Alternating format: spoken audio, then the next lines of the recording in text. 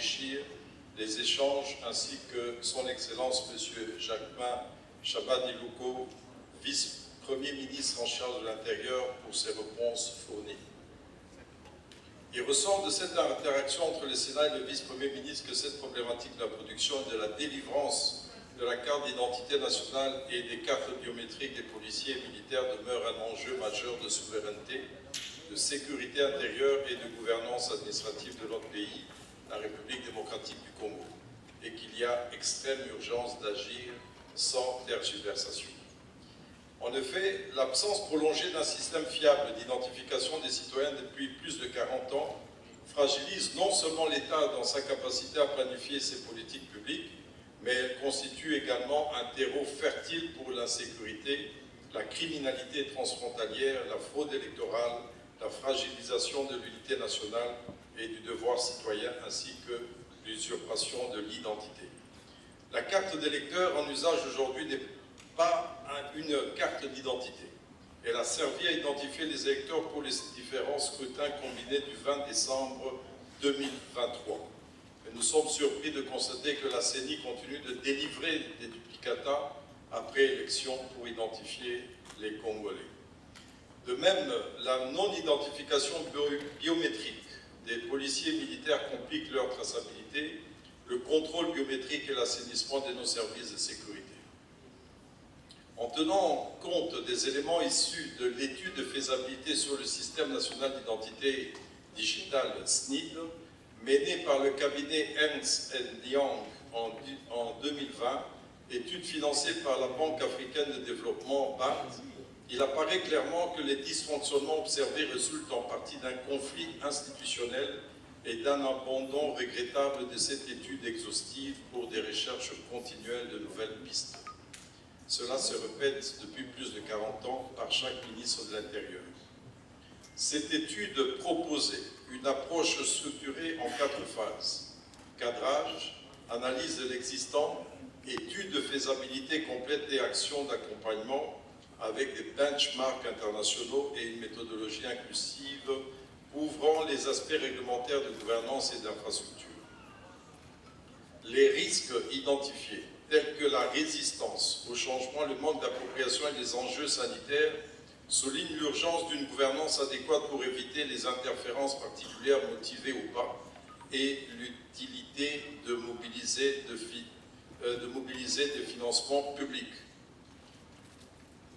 Honorable Président, je vous transmets le document en question, l'étude qui avait été faite. Pour s'assurer de la réussite du SNID, il convient de mettre, c'est la pièce 2, il convient de mettre en place une gouvernance adéquate afin de réunir l'ensemble des prérequis organisationnels, humains, matériels, procéduraux, afin d'identifier l'ensemble des parties prenantes nationales et leurs missions précises qui leur sont dévolues ainsi que leur interaction. Par ailleurs, il est important d'informer l'auguste plénière qu'il existe bel et bien une décision prise lors de la 72e réunion du Conseil des ministres du 7 octobre 2022 attribuant le marché de production des imprimés de valeur de souveraineté à l'hôtel des monnaies de la Banque centrale du Congo. Je vous fais lecture de ce document. Objet, délivrance des documents relevant de l'autorité de l'État, décision du Conseil des ministres. Mesdames et messieurs, je vous adresse la présente relative sur la question prise en marche pour rappeler qu'à l'initiative de son Excellence, Monsieur le Président de la République, chef de l'État, le Conseil des ministres, lors de sa 72e réunion du 7 octobre 2022, a chargé tous les membres du gouvernement, chacun en ce qui le concerne, d'agir avec diligence pour qu'avant la fin de l'année 2022, des options claires soient levées en vue d'une solution durable au problème de délivrance des documents relevant de l'autorité de l'État, en l'occurrence les passeports, les imprimés de valeur de souveraineté, les titres académiques et scolaires, les documents d'identification des véhicules, des personnes et des biens. Il y a lieu de noter que cette décision implique que la responsabilité de la production de tous les imprimés de valeur puisse revenir de manière exclusive à l'hôtel de monnaie de la Banque centrale du Congo. À cet effet, je vous engage, chacun dans la sphère de ses responsabilités, à prendre toutes les dispositions qui s'imposent à bonne exécution. Et continue pour ce faire, je demande que cette question soit abordée au sein des commissions interministérielles, etc. C'est signé par Jean-Michel Sama Lukonde Kyenge, Premier ministre. Mais tout à fait.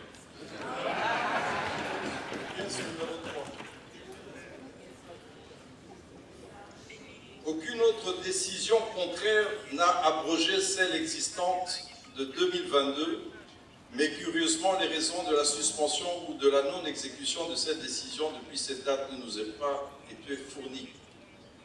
Cette instruction est conforme à l'esprit du décret 022/08 du 2 mars 2022 portant création de la carte d'identité nationale. Celle-ci venait compléter le décret 910/10 du 30 mars 2009 portant réglementation de l'octroi des passeports nationaux en République démocratique du Congo. Ces dispositions octroient aux Congolais non seulement leurs droits, mais également leur dignité au niveau national et international et donnent des précisions claires sur la carte d'identité nationale ainsi que la mission de l'ONIP. Et je vous transmets, honorable Président, la copie du décret 2208 et en son article, c'est bien clairement dit que il est créé la carte d'identité nationale en sigle CIN. L'article 2 dit que le CIN est un document administratif produit et délivré par l'Office national d'identification de la population, ONIP, à tout Congolais vivant sur le territoire national ou à l'étranger. Il est important de souligner cela parce que ça semble être bloqué par l'octroi ou l'appel à des marchés, à d'autres entreprises qui devraient faire le travail. La décision du gouvernement existant bel et bien, un contrat avait été signé le 24 mai 2023 entre la Banque centrale du Congo et son partenaire technique allemand Mühlbauer, en allemand je pense, pour l'installation et la mise en service des équipements de personnalisation des cartes d'identité nationale et la fourniture de logiciels pour une première phase dont le montant payé était de 8 665 700 €. Ce sont des prérogatives de l'hôtel de monnaie, mais ce matériel est là, mais ne fonctionne pas. Voici le contrat en question. Pièce 5. L'hôtel de monnaie, la BCC et leurs partenaires techniques allemands, Mühlbauer, sont très avancés par l'acquisition du reste des stocks de machines à imprimer, plus de 32 millions d'unités de cartes spéciales et sécurisées et des encres spéciaux d'un montant de 68 655 700 €. Ce qui revient à estimer que pour 65 millions d'unités de cartes sécurisées, correspondant à peu près au nombre d'adultes en République démocratique du Congo, avec les machines d'impression et logiciels, il faudra à peu près 130 millions d'euros, soit environ 170 millions de dollars, auxquels, bien sûr, il faudra ajouter les charges de gestion de la BCC, de l'ONIP et d'autres intervenants techniques. Nous serons bien loin, avec ces chiffres, des autres chiffres qui ont été avoisinés, qui ont été avancés, et qui ont avoisiné les 600 millions et même 1,2 milliard de dollars. Et c'est l'autre pièce, la pièce 6, vous allez trouver toute l'offre et toutes les indications, tous les détails de ce matériel. C'est pour ça, chers collègues honorés sénateurs, au regard des enjeux exposés, je voudrais formuler et faire adopter les recommandations suivantes par notre auguste plénière. Elles permettront au gouvernement de réaliser rapidement ses devoirs et de mettre à l'actif de son Excellence, Monsieur le Vice-Premier ministre de l'Intérieur, cette opération qui exige de la transparence. La première recommandation, c'est de mettre en place une commission d'enquête parlementaire du Sénat afin d'évaluer la gestion et l'utilisation des fonds décaissés par l'État congolais pour ces opérations, jauger la transparence de l'ONIP, formuler des recommandations pour un fonctionnement efficace, équitable et conforme aux attentes des Congolais aux exigences de la bonne gouvernance. Vous rappellerez qu'en février 2024, l'inspection générale des finances avait alerté sur l'explosion du coût de ce projet passé de 400 millions de dollars américains au départ à 1,2 milliard avec un contrat qui n'avait respecté aucune norme de passation de marché. Une dérive qui faisait redouter des cas de surfacturation et de corruption. Le contrat était conclu avec le fournisseur français Idemia pour mettre en place un registre d'état civil et d'imprimer des cartes d'identité par le biais d'une société intermédiaire africaine, Afritech, tous deux devenus partenaires de l'ONIP. Ce contrat avait été résilié sur instruction de la haute hiérarchie, à en croire M. Richard Ilunga, directeur de l'ONIP, dans une interview à la radio Deutsche Welle après sa suspension. Dans sa réponse ici devant notre Chambre, le vice-premier ministre reconnaît les 20 millions de dollars américains octroyés à l'ONIP et dont une partie serait reversée au compte du Trésor. Le budget rectificatif 2025 a alloué 102 milliards 267 675 972 francs congolais, soit à peu près 35 millions de dollars. Qu'est-ce qui a été réalisé par l'ONIP? Ce montant était destiné aux opérations d'identification des personnes différentes des frais de fonctionnement de 35 milliards 118 483 560 francs congolais, 12 millions à peu près de dollars dont nous a parlé le vice-premier ministre. La deuxième recommandation, accélérer de manière urgente et prioritaire le processus de production et de délivrance de la carte d'identité nationale dans le respect des standards sécuritaires, techniques, administratifs modernes, en priorisant une approche biométrique interopérable couvrant tous les citoyens, y compris les mineurs et les populations nomades ou déplacées. Troisième recommandation, clarifier les rôles et les responsabilités des intervenants impliqués dans cette opération. Le ministère de l'État civil. Quatrième recommandation, éviter la multiplicité des structures qui doivent intervenir dans cette opération. Le gouvernement a créé l'ONIP, Office national de l'identification des personnes, une structure nationale congolaise. Celle-ci peut recourir aux expertises pour appui technique d'audit et de contrôle ainsi que financier si nécessaire en PPP. Cinquième recommandation, mettre en place un calendrier clair et contraignant pour la couverture en matière d'identification des citoyens, avec une priorité pour des zones frontalières et à risque sécuritaire élevé en garantissant l'interopérabilité avec les systèmes existants, dont l'état civil, les listes électorales et toutes les autres listes. Sixième recommandation, lancer dès le mois de janvier 2026 un programme spécial de biométrisation de la police nationale congolaise et des FARDC avec des cartes professionnelles infalsifiables intégrées dans un registre central de gestion des effectifs. Septième recommandation, assurer une large sensibilisation des citoyens sur l'importance de l'identification légale, lutter contre la corruption ou le monnayage des cartes. J'ai entendu tout à l'heure que l'ONIP va être autonome avec les services qui vont être rendus. Nous devons faire très attention pour que ça ne soit pas, que les cartes d'identité ne soient pas monnayées. Et pour cela, il faudrait sensibiliser en impliquant les communautés locales, les organisations de la société civile et les leaders coutumiers pour une appropriation inclusive. Huitième recommandation, asseoir, donc installer les services de l'administration publique à travers les trois piliers du pouvoir en République démocratique du Congo, que sont le pouvoir central, les provinces et le pouvoir local des entités territoriales décentralisées, ce jusqu'au niveau des chefferies, des secteurs et groupements. Asseoir véritablement l'état civil congolais devant répertorier chaque Congolais. Définir aussi le modèle unique comprenant les espaces des locaux, l'organisation structurelle des services et leurs agents, leur statut et traitement, les matériels informatiques et l'ossature numérique, les process de commande, de stockage, des répertoires et de délivrance des cartes. Je tiens à vous informer que dans les archives de la province orientale, vous trouverez les plans des bâtiments de l'état civil pour lesquels des appels à candidature étaient publiés. Les matériels nécessaires, dont ceux des captures, avaient déjà été acquis et remis pour appliquer l'identification et la remise des cartes valant reçu de l'IPM, l'impôt personnel minimum. C'est une base de données aussi très importante. Neuvième recommandation, Monsieur le vice-premier ministre nous a tous informés d'un énième appel d'offres en phase de finalisation, sans nous en évoquer les raisons, ce qui a été reproché aux anciennes procédures, ainsi que les améliorations attendues. Je voudrais lui recommander d'éviter cette approche de marché public qui se répète depuis justement plusieurs années et qui ne vise que des intérêts peut-être des entreprises privées, afin de délivrer un produit d'exigence et de souveraineté nationale.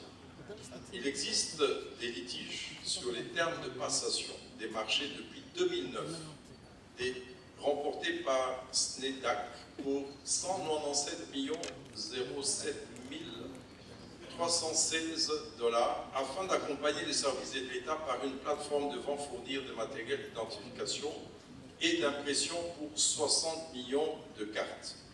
Cette procédure avait été suspendue et un accord à l'amiable pour désintéresser cette entreprise à hauteur de 4 995 000 $ a été conclu depuis février 2024 à payer par le Trésor public.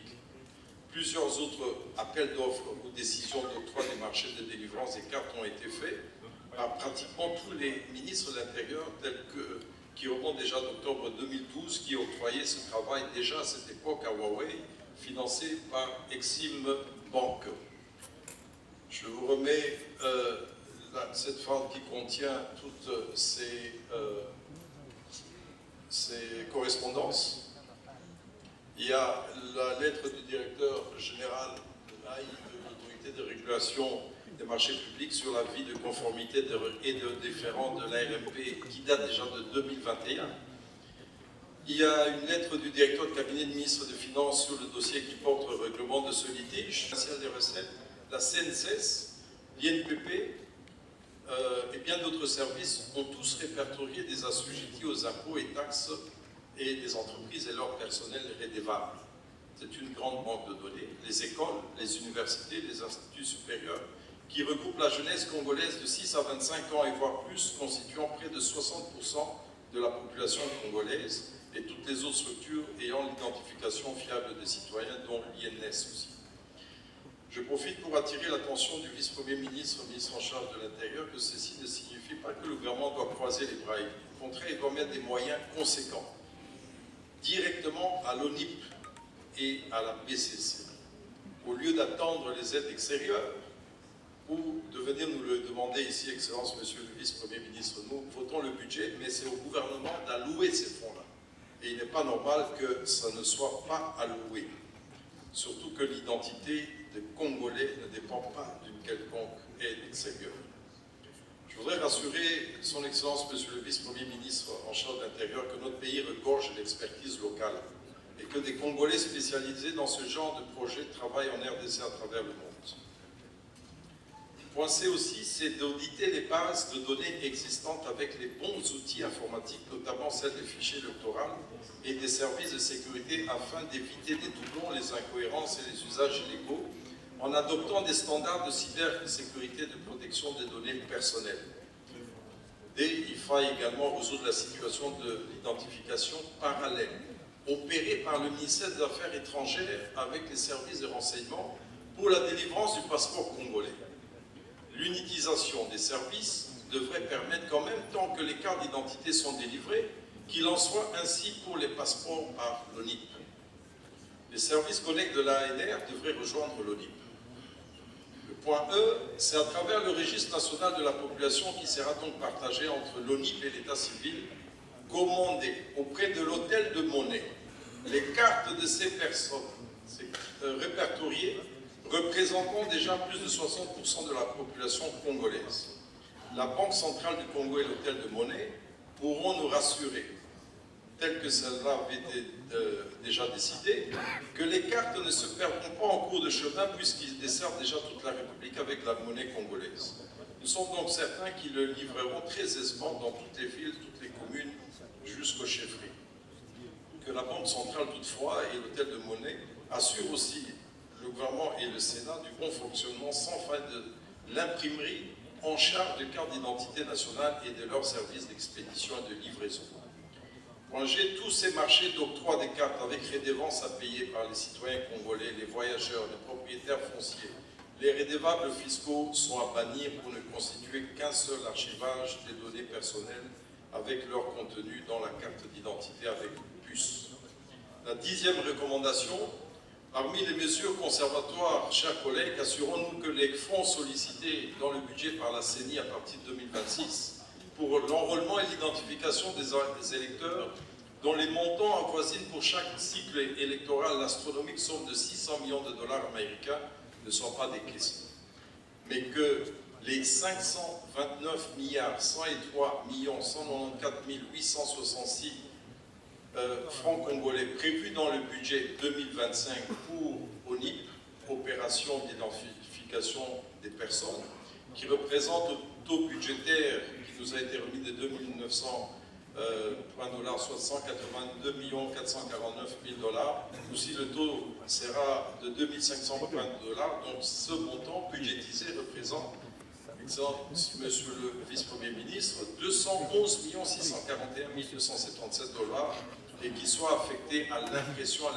à l'opération d'identification, impression, délivrance des cartes d'identité pour tous les Congolais, et que au moins 150 autres millions de dollars servent aux infrastructures des ETD où seront logés et fonctionnera l'État civil et l'ONIP à travers la République. Le PDL 145 territoires a déjà réalisé aussi plusieurs bâtiments dans lesquels les services d'identification pourront travailler. Nos ambassades serviront également pour les mêmes services. L'État pourra ainsi économiser plus de 300 millions de dollars et des dizaines de centaines d'autres millions de dollars comme le démontrent les chiffres audités par l'Inspection générale des finances. La 11e recommandation, au lendemain de la question orale de mercredi 12 décembre dernier ici, nous avons noté que le dossier de production et de délivrance de la carte d'identité nationale a été présenté au Conseil des ministres du 14 décembre 2025 à la Cité de l'Union africaine. Par la suite, son Excellence, Madame la Première ministre, a réuni un comité en charge de la délivrance de la carte d'identité.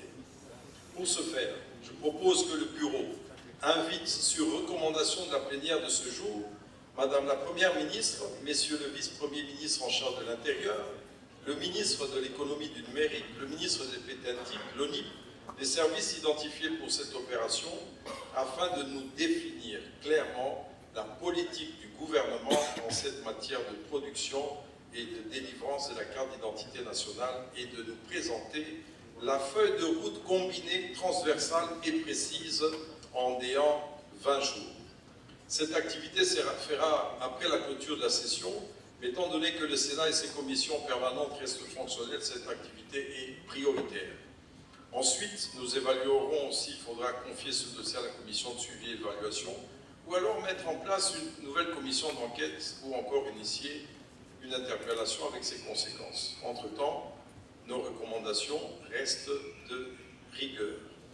La 12e recommandation, pour terminer, chers collègues, Son Excellence, Monsieur le Vice-Premier ministre a sollicité un budget dont nous ne savons pas le besoin et le montant. Mais le montant, je vous l'ai donné, je l'ai découvert ça dans le budget tout à l'heure. Son Excellence, Monsieur Félix Tshisekedi Tshilombo, président de la République, est revenu sur la priorité accordée à cette opération à travers un budget stabilisé de 2026 pour lancer la collecte des données en mutualisant les acquis de la CENI. C'est le fameux le budget qui correspond à peu près à 211 millions. Et le chef de l'État l'a dit lors de son discours sur l'état de la nation le 8 décembre dernier devant le Parlement réuni en congrès. Je recommande donc à notre Chambre, à travers la commission Okeofine, d'allouer ces moyens nécessaires aux besoins exprimés par les services pour la délivrance ou les opérations d'identification, de délivrance de la carte d'identité, de veiller à ce que ces ressources soient bien orientées pour les structures locales ONIP, services administratifs, l'État civil, BCC.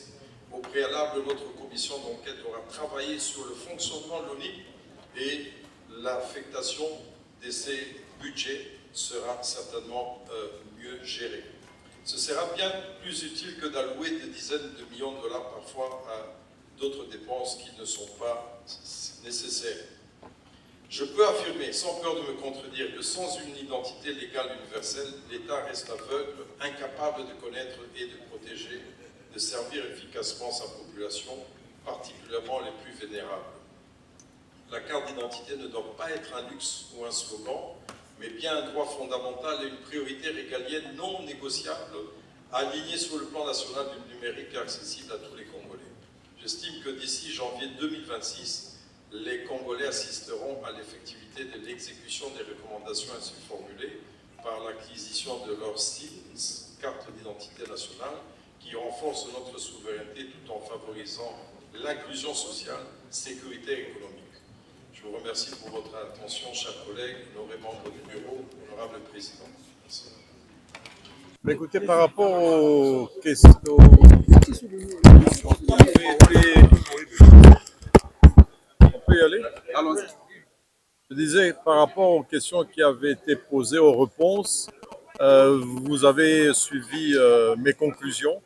J'ai donné des orientations parce que nous n'avons pas vu une feuille de route claire. Et après la dernière séance que nous avons eue ici le 12 décembre, nous avons vu que le gouvernement en a parlé. Il y a eu une rencontre même avec son Excellence Madame la Première ministre. Et nous avons demandé qu'une feuille de route claire nous soit fournie. Et nous avons relevé qu'il y a plutôt une genre de précipitation. Chaque ministre de l'Intérieur plutôt lance des appels d'offres. Et or, on a des structures qui sont là. Et nous sommes revenus sur les décisions qui avaient déjà été prises en 2022 par le gouvernement et transmises à toutes les structures. La question de carte d'identité doit être effective à travers l'ONIP. Le gouvernement doit mettre à disposition de l'ONIP les moyens pour travailler. Elle peut, c'est vrai, avoir un partenariat avec des sociétés techniques, mais l'impression des cartes doit se faire par l'hôtel de monnaie, par la Banque centrale, au lieu que ce soit par des sociétés privées, même s'ils sont au sein de l'ONIP. Mais nous avons aussi soulevé la question de l'état civil. Nous devons avoir l'état civil implémenté dans toutes nos administrations, tant des chefferies que des communes et des villes. Parce que l'identification de chaque citoyen doit être une chose connue. Et nous avons dit que nous ne devons pas aller non plus encore au répertoire ou à l'identification des électeurs. La carte d'identité et le répertoire, le fichier des citoyens pourra permettre justement d'avoir un fichier aussi pour les élections. Donc, il y a beaucoup de réformes et la politique sur cette question n'a pas été correctement définie et nous pensons que nous allons poursuivre. Les recommandations vont être envoyées, mais il y a lieu que le gouvernement puisse venir régulièrement nous donner l'état d'avancement de la politique qui doit être clairement définie pour l'octroi de la carte d'identité après avoir identifié les citoyens. Vous avez fait une recommandation concernant l'enquête parlementaire. Pourquoi? Alors, l'enquête parlementaire, c'est concernant les fonds ONIP. ONIP, depuis qu'il a existé, on a entendu des contrats, des montants qui ont été remis, qui ont été rétrocédés, on ne sait pas combien. Et nous avons demandé une enquête que ça soit fait parce que l'ONIP va bénéficier cette année, je vous ai donné le chiffre, 500 milliards à peu près de francs congolais, qui équivalent à peu près à 211 millions de dollars. Mais avant que nous ne puissions voter même ce budget, nous voudrions justement qu'il y ait une commission d'enquête pour voir comment est-ce qu'elle fonctionne, comment est-ce que l'ONIP fonctionne. Parce que sinon, ça va être encore, comme on a vu, des montants passer des 400 millions à 1,2 milliard, ou bien savoir qu'ils ont reçu 20 millions, mais qu'ils n'ont pas tout utilisé. Voilà, il y a un flou dans le fonctionnement de l'ONIP que nous devons savoir. Merci beaucoup, honorable. Merci les parlementaires. À l'occurrence, la question liée à l'électricité, la question de l'insécurité, la question de l'autorité coutumière dans nos provinces respectives sont des questions qui finalement sont des questions importantes pour la vie de notre pays. Est-ce que j'ai encore autre chose à dire? Oui, mais à ce stade, je pense que ce qui est dit est déjà suffisant. C'est à nous de voir demain comment il faut évaluer. N'oubliez pas que nous sommes déjà en train de clôturer la session d'ici demain. Peut-être au niveau de commission permanente, parce que les chambres gardent les commissions permanentes. Nous allons continuer, comme il l'a dit, à être debout pour surveiller ce qui est en train d'être fait. Et que le moment venu, lorsque la session va reprendre, la Chambre reprendra ses activités, eh bien, tout sera fait pour que les choses ne restent pas la même. Vous êtes le président de la commission PAJ. Est-ce que vous êtes d'accord de la décision selon laquelle, au nom de la paix, que les assemblées provinciales